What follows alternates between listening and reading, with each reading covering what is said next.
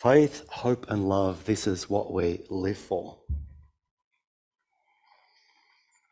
The experience that John describes here is one that maybe we can identify with at different times in our life, where we've wanted someone to be healed, where we've wanted something to happen, where all those range of emotions that Martha went through are ones that we experienced.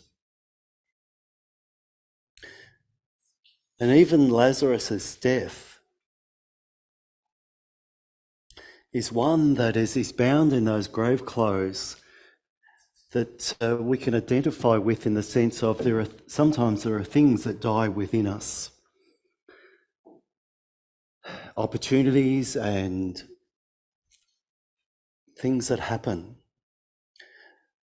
I remember a book that I read many years ago. I tried to find it in the bookshelf and I couldn't find it. But it was something like Breaking Down the Walls, or something like that was the title. And what it was talking about was the accumulation of little deaths. We think, death, end of life, yep. But these little deaths, what it's saying is that there are times where little things can affect us, and the little deaths add up. It's like when we're doing pastoral care lectures at one stage, there was a story about the man and his dog. So there's a man and his wife died. And he was not able to express his grief at the time, just remained very stoic. And then later on, something happened, and I think it was that his dog was knocked by a car or something like that. And he just broke down in tears, and all the little deaths, it just added up to one big loss for him.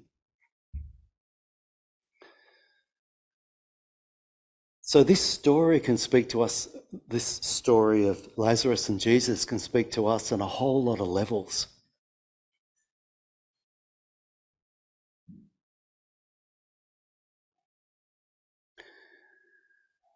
And maybe resonate with our experience of not only the characters that we identify with, but what is Jesus saying when he says that I am the resurrection and the life? Now, for most of us, we've been well trained of when are we resurrected? When's new life happen for us? New life, eternal life. When does eternal life happen for us? Been there and done that? Starts now, that's right. But sometimes we're tempted to think that this is actually what happens when we die. But the life that Jesus is talking about is not a life that we have to wait until we die. It's about a life that begins now. And calling Lazarus out of the tomb is actually the beginning of that next phase of life for Lazarus and Jesus, of being with Jesus. The prayer that Jesus gave was interesting.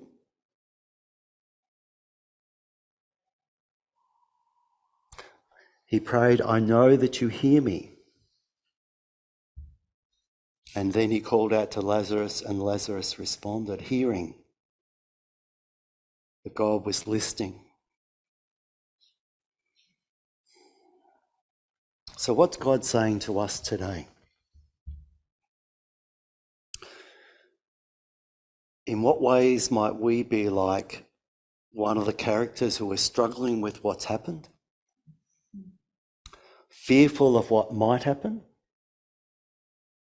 Or feel like we're locked away in the tomb and got the strips of cloth around us, and we need someone to undo those strips of cloth so that we could be free. So what's Jesus saying to us today? What's the hope that we find in the passage?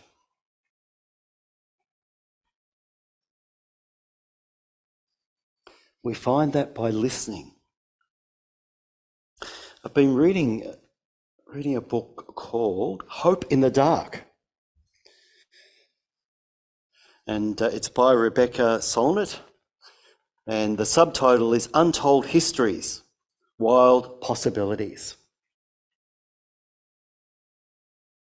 Are we a pessimist or an optimist? Do we think that there is possibilities, or do we think that ship has sailed and we're standing on the wharf of pessimism? It's not that either is right, but sometimes we can be stuck, can't we? Sometimes we can be stuck on the optimist even though and not face the reality. Or sometimes we can be stuck in our fears and not see the possibilities. Rebecca writes, hope doesn't mean denying these realities. The difficulties, she's talking about the difficulties in our century, broad and local and worldwide. Hope doesn't mean denying these realities. It means facing them and addressing them by remembering what else the 21st century has brought, including the moments, movements, heroes, shifts in consciousness that address these things now. Reminding yourself that people have risen up, have worked towards something and seen major change. And to believe in that. It's important to say, she writes, that hope is not, it's not a belief that everything was, is, or will be fine. The evidence is all around of tremendous suffering and tremendous destruction. The hope I'm interested in is a broad perspective with specific possibilities, ones that invite and demand that we act.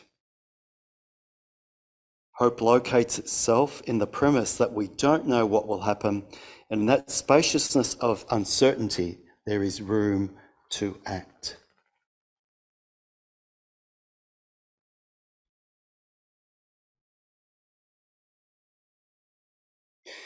This passage reminds us that when we face experiences like the women did and Lazarus,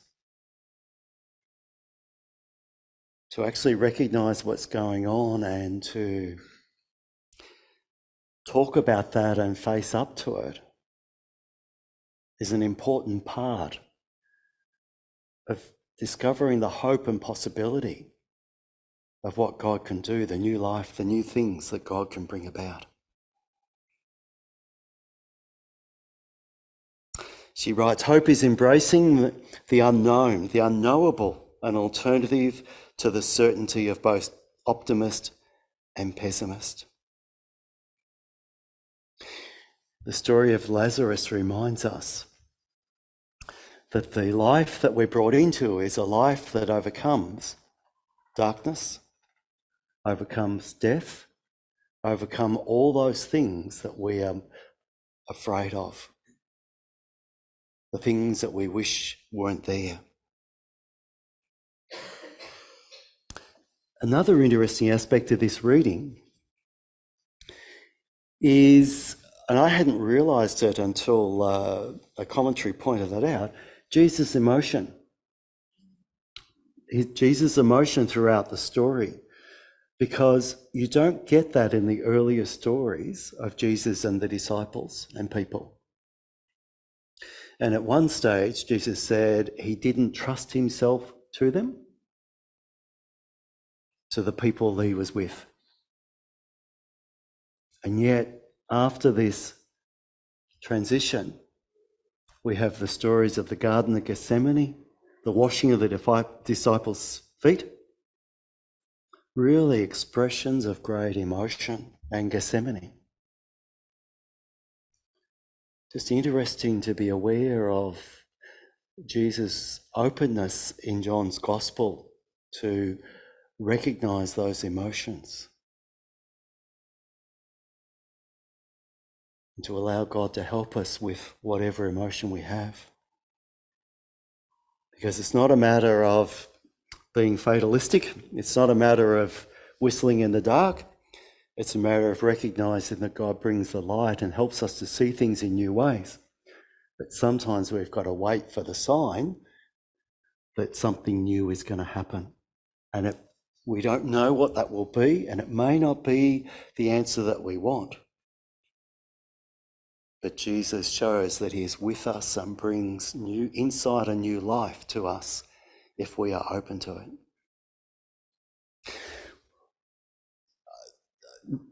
That's actually a case moth. I had to find a picture because the only ones I had were the ones in situ. But that's what the male case moth looks like.